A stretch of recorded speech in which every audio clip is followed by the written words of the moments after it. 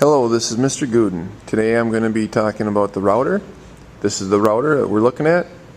The router machine is underneath the router table, and I will be talking about how to change out the router bit today.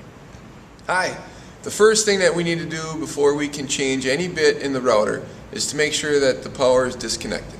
So all I'm going to do, just reach back here, grab the drop down cord where it's plugged in and unplug it, and then let the cord drop. The second thing that we need to do is to make sure that this plate right here is popped out. So all I'm going to do is just reach underneath and just take my fingers and pop out the throat plate. This smaller wrench fits right underneath the table, and you're going to have to kind of turn the collet to make sure that the two flat sides of the cylinder fit inside that wrench. Once the smaller wrench is in place, you can just leave it sit there, because when you loosen or tighten it,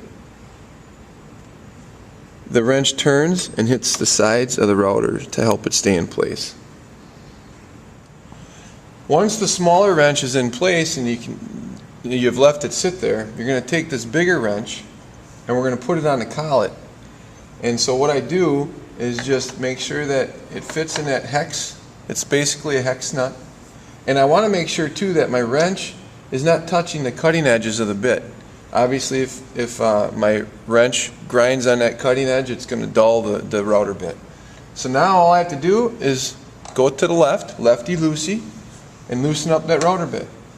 And it's going to be tight, so you might have to use two hands. Then once you loosen it, you can use your fingers to loosen it, but then it's going to get tighter again. And that's meant to be. That's a safety mechanism within the collet of the router. Once it gets tight again, you're going to have to take it and loosen it the second time. That one's easier. And then just give it a half turn and then pull the bit out. When you pull the bit out, make sure that you grab it in a spot where you're not going to slip and then slice your fingers on the cutting edge. Once your bit is out, you're going to need to put a different bit in. So all you have to do is open up this latch in the door, and we have a whole selection of different bits you want to choose from. There are a couple different styles of bits. Most bits have bearings on them. I'll get into what that means a little bit later. And then some bits don't have bearings on top. Like this is our dado bit that we use for our 6th grade locker box project to make the dado, or to make the grooves. Either way, whenever you're pulling a bit out, make sure, again, just like pulling it out of the router, make sure that you grab it in a way where you're not going to slip and slice your fingers. So let's say this is the bit that I want to choose. All I do, obviously, I'd like you to make sure that the door stays closed, because then it stays cleaner on the inside. So if this is the bit I want to choose, we're going to install it into the router now. Okay, I have my bit. I'm going to want to put it in place. So when I put it in, I want to make sure I put it in about 2/3 of the way up. I don't want to put it in all the way where it's touching the bottom of the cutting edge. And I certainly don't want to put it in just a little bit where it's going to come flying out. So about 2/3 of the way up this shaft. Push it down, and you can just eyeball that. You don't need to measure that. Push it down, and that's about good right there. I'm going to put my small wrench in place. Sometimes it's still left in place from when you took the previous bit out. And put it in place, and then just tighten it with your fingers. Take my bigger wrench, put it on the collet, make it good and tight.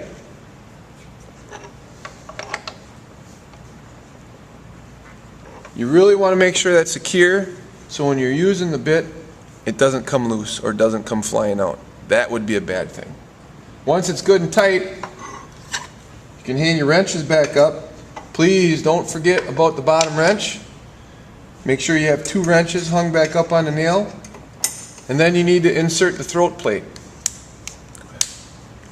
Now the throat plate has 2 pieces.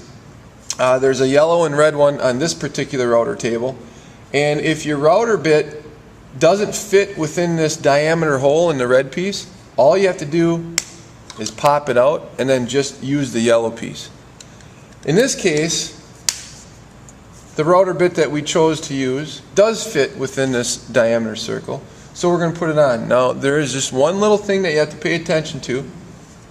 On this throat plate there's a little tip of plastic that kind of sticks out, and then there's a little void in this plastic here, and that is meant to be. So this tip fits into that little hole, and all you have to do then is line it up and push it down flat. Make sure that it's flat so your wood, as you're sliding it across the table, doesn't catch that lip.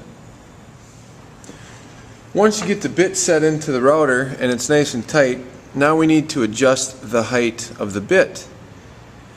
And to do that, we're going to loosen up this lever right here just by pulling it backwards, just like that. And then we're going to take this black knob and we're going to turn it either clockwise or counterclockwise, right or left. If we turn it left, the bit is lowering. If we turn it right, the bit will raise. Now the one thing that I've learned with this is that there's a lot of sawdust that accumulates on these threads to raise and lower the bit.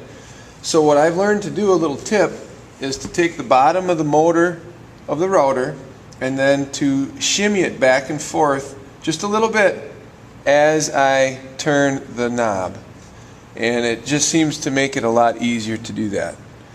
Once you get your height set, then you just lock this lever back into place. The other thing about the height of the bit is, depending on what bit you install into the router, you may need to use these depth gauges that we have, and they range from 1/8 inch to a 1/2 inch. They're very easy to use. If we were using a dado bit where we needed to route a groove a certain depth, let's say 1/8 of an inch, we would put this right over the bit and then raise or lower our bit according to the gap that's there. So in this case it would be 1/8 inch.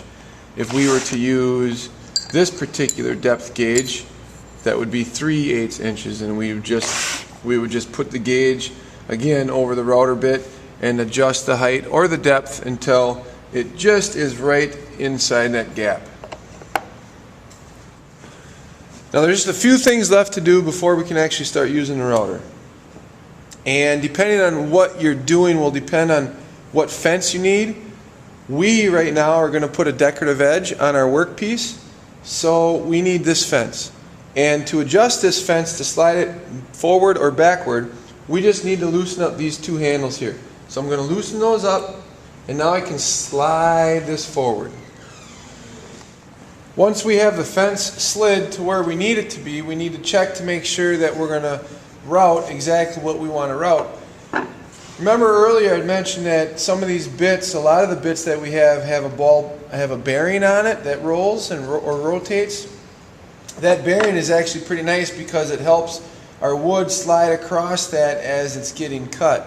So what we want to do when we move our fence forward is to make sure that there is a lot of our cutting edge on the router bit that's still going to be able to cut our wood, but yet not so much where we're just going to run into the router bit. So what we do is I slide it forward, I take my piece of wood that I'd want to route, and I put it right on that bearing, and I roll it across that bearing. Now I slide this fence forward just enough where the piece of wood is teeter-tottering back and forth. And once I get it where it's just right, now I go ahead and tighten these handles back here, and now I know my fence is secure, and I'll be able to run my piece through as it cuts, and then the top part of this is going to run along this bearing for a nice easy glide through the router bit. Alright, that should conclude our demonstration video on how to set up the router. Through this video you should have learned how to take a bit out, how to put a different one in, how to adjust the height of the bit, and then how to adjust the fence accordingly. If you haven't checked out the video on how to use the router safely with the safety rules incorporated into that, make sure you check that out.